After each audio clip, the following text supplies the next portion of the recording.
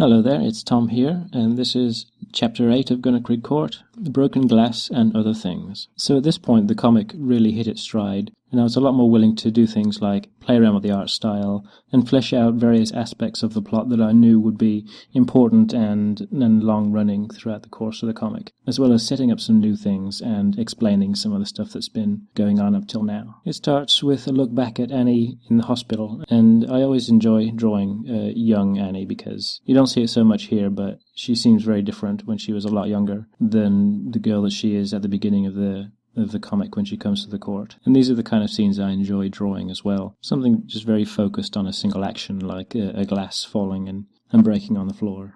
Then it shows Annie interacting with her mom, who up till this point is a very unknown quantity. And just as we find out more about Annie's personality and her past as the comic goes on, we also find out more about Surma too. And so we see the TikToks coming back and rescuing Annie, even though they dump her in the water. Now, I don't think I did a very good job here at depicting the size of the unknown waters in these pages. I think it might be largely because there's very little point of reference for scale in the distance. All you see is just these very sheer vertical stone walls. So you can't actually see that the river is very wide, but I can only put that down to my inexperience drawing these sort of backgrounds, and I think with just a few perspective changes it might have ended up better. Either way, I was starting to break out of the formula of drawing Annie, and I was starting to feel more comfortable not sticking with the original character design that I'd made before starting the comic. And since she's shown to be kind of neat and tidy, it was fun to draw her looking a bit disheveled. And oh, looky here, this is where I start to draw her hair flipping up at the ends, almost like a flame. And Shadow comes back. And the way that I imagine Shadow speaking at this point, before he actually finds his voice, is almost like beeps or chirps that would be made from very high-pitched vibrations. In this case, since he's on a stony surface, it would probably sound like whatever sound rocks would make if they were to vibrate against each other at a high pitch. As Kat finds out later, the Shadow Men have an ability to affect a small portion of the area around them by vibrating their bodies. And also introduced is these two little jerks, one main jerk and her tag-along jerk here.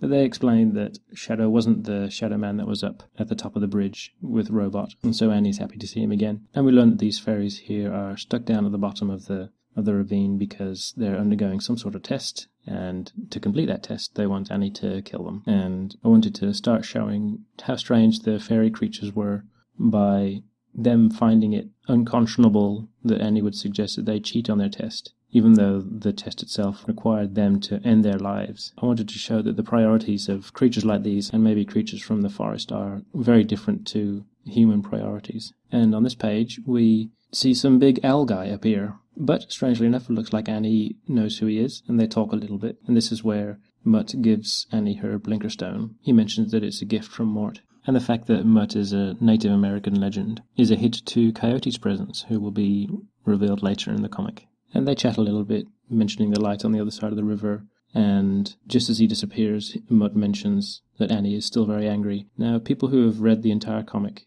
should recognize that there's a lot of stuff being mentioned here that are brought up over and over again throughout the rest of the comic. And I don't want to give too many spoilers, even though this is more of a retrospective of the comic. I want to only talk about points as they come up and not give away too much of what happens later in the comic. But there's a lot of stuff here that's being called back upon and set up. For example, the fact that Annie is not disturbed by the appearance of this owl man calls back to the fact that she wasn't disturbed by the appearance of Mort when he appeared, or even by Basil. And of course nothing is fully explained here, but it's all stuff that I'm fleshing out so that it feels more substantial when it is finally explained and not something that I've just made up. So Mutt disappears, and one of the fairies tells Annie how to use her blinker stone, and without much thought Annie is able to make it produce fire. And I like this short flashback here where Annie has cut herself trying to pick up the glass here, but she decides to hide that fact from her mom. And I like this scene in general, Annie just sitting there talking to the fairies. Up until now she's been shown almost exclusively with makeup, and here she's just sitting down against the rock here with no eyeshadow or lipstick,